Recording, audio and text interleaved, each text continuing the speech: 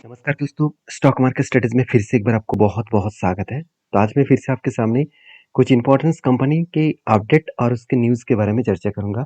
इस वीडियो को पूरा लास्ट तक देखना और अभी तक अपने चैनल को सब्सक्राइब नहीं किया तो ज़रूर कर लेना। सबसे पहले मैं डिस्कशन करूँगा वेदांता लिमिटेड के बारे में। तो वेदांता इंडिया की एक पॉपुलर कंपनी है, ये आप सब जानते ही है। और वेदांता के जो बिज़नेस है, वो अलग-अलग कैटेगरीज़ के ऊपर है और वेदांता एक बहुत बड़ा अपडेट दिया कि वो सेमीकंडक्टर के ऊपर भी काम करने वाला है। तो सेमीकंडक्टर चिप बनाने वाला काम कंपनी अभी बनने जा रहा है। तो अगर सेमीकंडक्टर के ऊपर वेदांता काम करना स्टार्ट करे तो एक अच्छा खासा ग्रोथ होने का चांसेस बढ़ जाएगा, क्योंकि सेमीकंडक्टर का डिमांड इंडिया में जितना ज़्यादा है, ऑल ओवर वर्ल्ड में भी उतना ज़्यादा है, क्योंकि सेमीकंडक्टर के बिना इलेक्ट्रॉनिक्स कोई भी गैजेट काम नहीं करेगा। तो इसकी मैन्युफैक्चरिंग जो है वो वेदांता खुद करने वाला है। इस तरीके से एक अपडेट आया था और उसके बेसिस में ही लगातार वेदांता भागते चले जा रहे हैं। अगर मैं चार्ट के आपके साथ शेयर करूँ, ये जो लंबा जर्नी हुआ, देखिए कोविड के टाइम में, सॉरी, कोविड के बाद कंपनी के ऊपर 2022 में भी एक बिग फॉल हुआ था। उसके बाद देखिए धीरे-धीरे करके किस तरीके से रिकवरी किया। तो देखिए कंपनी रिकवरी करने के बाद एक पैटर्न्स भी यहाँ पे क्रिएट हुआ था। वो पैटर्न कुछ इस तरीके से बने थे। काफ़ी उम्मीद है पैटर्न्स का। फाइनली इसका भी टारगेट हो गया और मैंने आपको भी बताया कि जो हाई लेवल था उस लेवल तक जाने का चांसेस है। फाइनली उस लेवल को भी गया और उसको ब्रेकआउट भी किया और ब्रेकआउट करने के बाद आप खुद ही देख सकते हैं, ब्रेकआउट किया और ब्रेकआउट करने के बाद कंपनी फिर से एक यू टर्न लेकर एक पैटर्न्स बनने की तैयारी कर रहा है। तो ऐसे क्या हो गया कि कंपनी इस तरीके से भागते चले जा रहा है।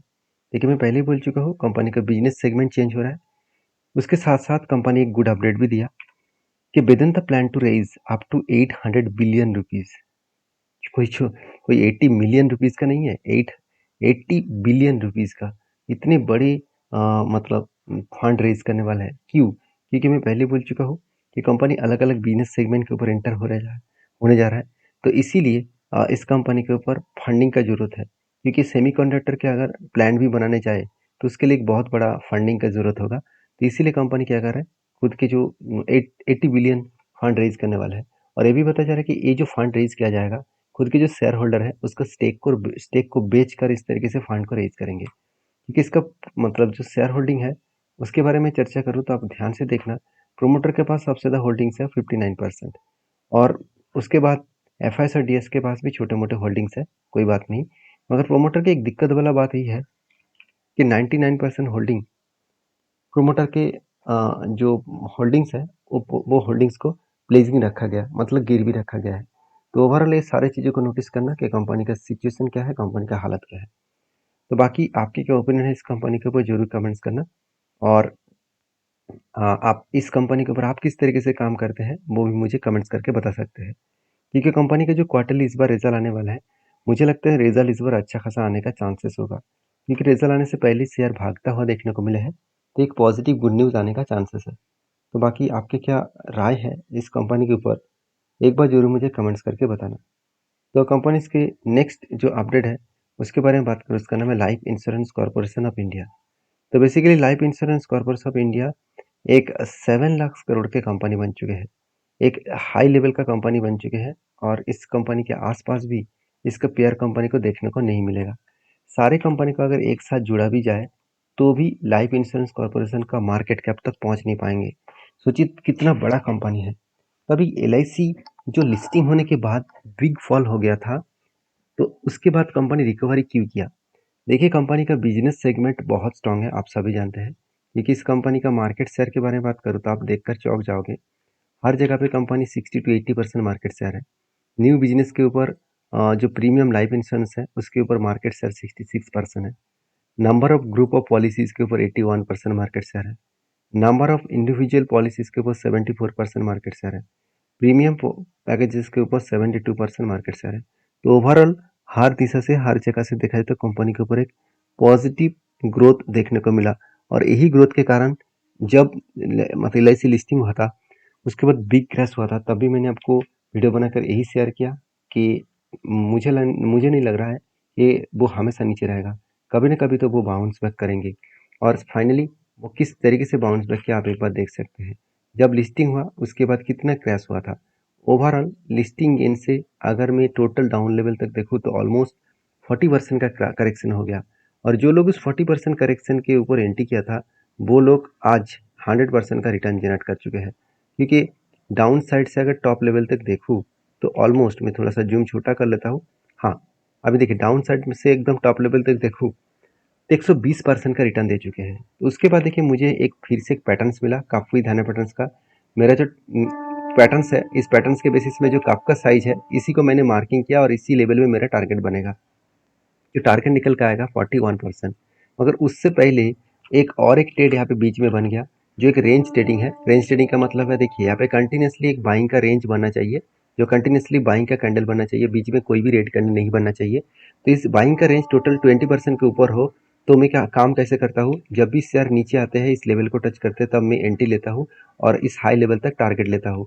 तो फाइनली देखिए कंपनी के ऊपर जिस तरीके से यहाँ पे धीरे धीरे करके ऊपर जा रहा है तो मुझे लगता है इजीली वो टारगेट को यहाँ पे अचीव करेंगे। तो इजीली वो टारगेट को अगर अचीव करे तो किस लेवल तक टारगेट जाने का चांसेस है, अराउंड 22% के आसपास।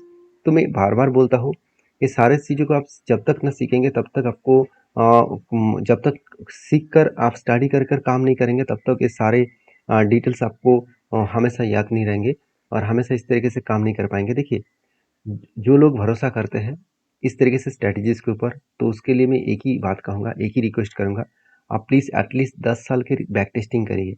10 साल पीछे जाकर देखिए कि सही में इस तरीके से कंपनी के ऊपर कोई पैटर्न्स बना था। आप कहेंगे सर एल के ऊपर तो 10 साल पीछे जा नहीं पाऊंगा, उतने दिन तो लिस्टिंग नहीं हुआ। आपको मैं एल के ऊपर नहीं कहा हूँ, बाकी कंपनीज के निफ्टी 50 के सारे कंपनीज के ऊपर एक बार चेकआउट कर लीजिए क्या सही में इस तरीके से दम है उस कंपनी के ऊपर। तो मुझे लगता है और 1-2 दिन के अंदर अंदर टारगेट को अचीव कर जाएंगे। तो बाकी आपके क्या राय है एल के ऊपर जरूर कमेंट्स करना, क्योंकि एल के ऊपर डिविडेंड के अनाउंसमेंट हो चुके हैं। 6 रुपीज़ करके कंपनी डिविडेंड देने वाला है। तो मेरे पास भी एल का अच्छा खासा होल्डिंग्स है, तो उस बेसिस में 6 रुपीज़ करके मुझे भी डिविडेंड मिलेगा। अगर आपके पास भी एल का होल्डिंग्स है तो 19 जुलाई में आपको 6 रुपीज़ मिलेगा।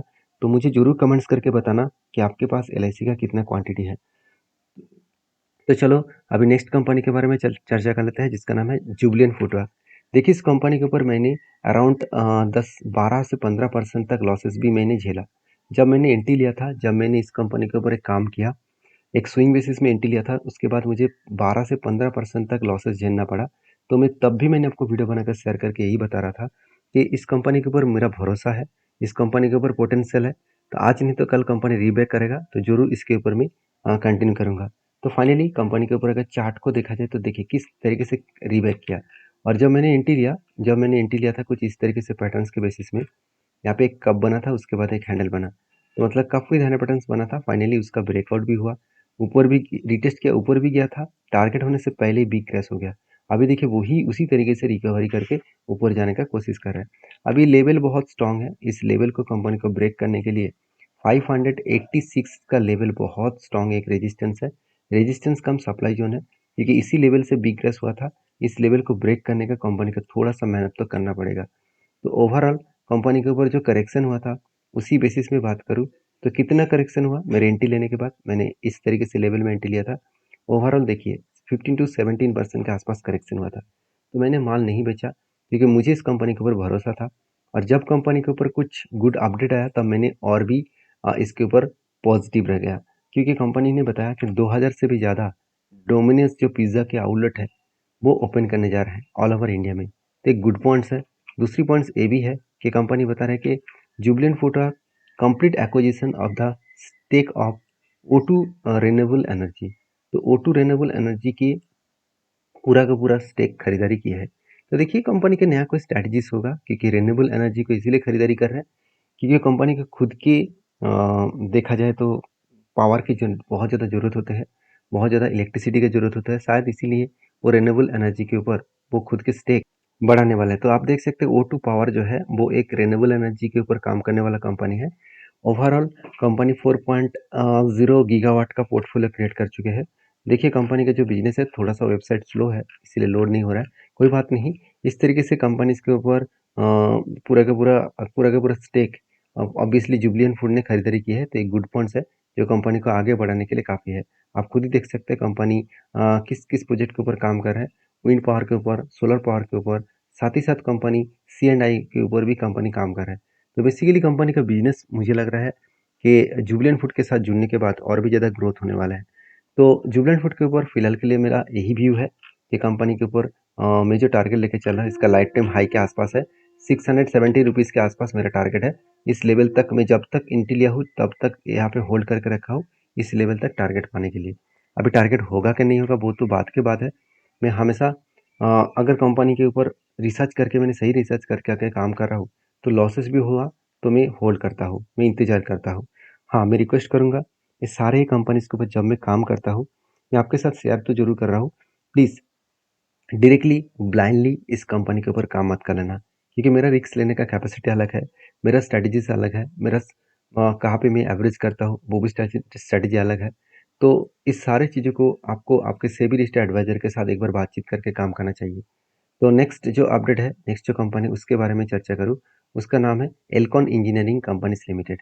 तो एल्कॉन एक 14,000 करोड़ का कंपनी है और कंपनी की गुड अपडेट यही है कि कंपनी 19 तारीख को स्प्लिट देने वाला है, हर एक के बदले 2 शेयर। तो जो लोग स्प्लिट पाना चाहते हैं तो एक बार डीपली रिसर्च करें, उसके बाद काम करें। मिलते हैं नेक्स्ट वीडियो में, तब तक के लिए धन्यवाद।